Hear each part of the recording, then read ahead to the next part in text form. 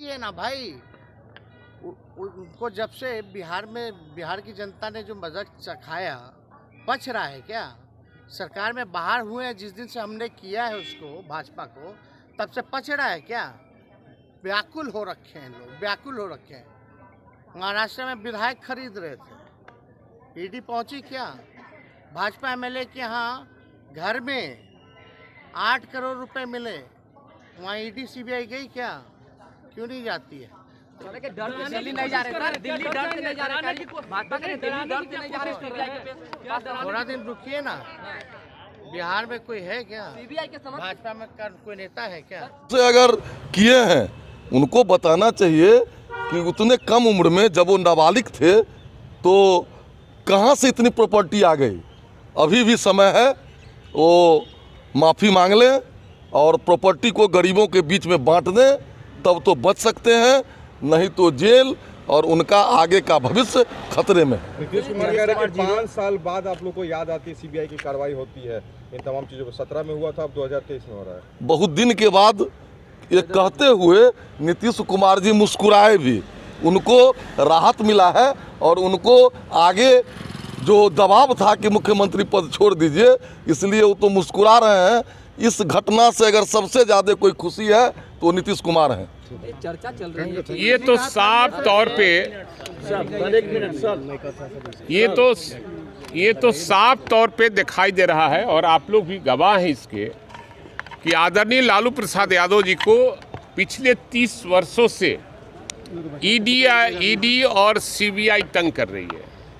और चूंकि 24 नज़दीक है चुनाव लोकसभा का और बिहार से बीजेपी सुपरा साफ हो रहा है और 40 का 40 जो सर्वे आया है उसमें 40 का 40 सीट महागठबंधन को दिखा रहा है, तो बीजेपी वाले घबरा गए हैं और इसी घबराहट में गलती पर गलती किए जा रहे हैं।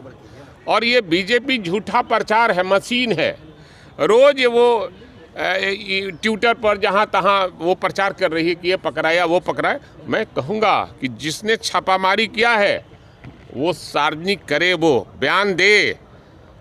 ये तो बीजेपी का बयान है कि ये पकड़े गए वो पकड़ा गई, तो बीजेपी का है।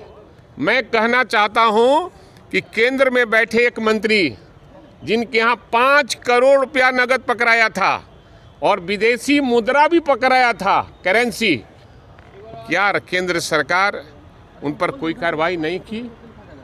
और राज्य सरकार से मैं कहूँगा कि उनके राज्य का मामला है, माननीय मुख्यमंत्री जी से मैं आग्रह करूँगा कि वैसे लोगों को जेल की सलाखों में होना चाहिए जिनके घर पर 5 करोड़ रुपया और विदेशी करेंसी मिला है। मैं आग्रह करूंगा कि ऐसे 2-4-5 गो लोग को बंद कीजिएगा तो ये सब शांत हो जाएगा। कार्रवाई को लेकर मुख्यमंत्री को पत्र बोलेंगे क्या कि मुख्यमंत्री निश्चित रूप से, जैसे अन्य राज्यों में कई राज्य हैं जहां कानून बना लिया है कि बिना राज्य सरकार के सहमति के ईडी का छापा और सीबीआई का छापा उनके यहाँ नहीं पड़े, सहमति ले उसके बाद करे।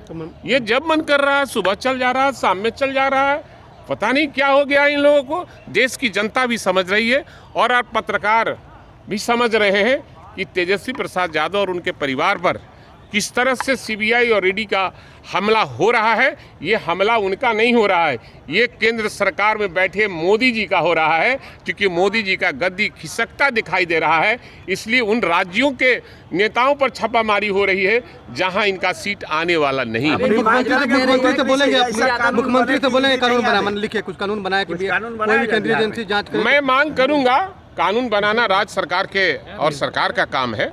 हम मांग करेंगे कि इस तरह का कानून अन्य राज्यों में जो बना है वो ये बिहार राज्य में भी वो लागू हो, कानून बने बिना राज्य सरकार की सहमति से। कार्रवाई हुई है, तेजस्वी प्रसाद यादव और लालू परिवार के तमाम लोगों को पूछताछ की जाए, क्या कहिएगा इस तरह की जो कार्रवाई? ये तो पहले हम आप लोग से पूछेंगे, क्या विपक्ष के लोगों में ही सिर्फ सीबीआई, ईडी और आईटी का रेड होगा? क्या भारतीय जनता पार्टी के सभी विधायक, सभी सांसद दूध के धुले हुए हैं? ये तो वही तो आप लोग को चिंता करनी है।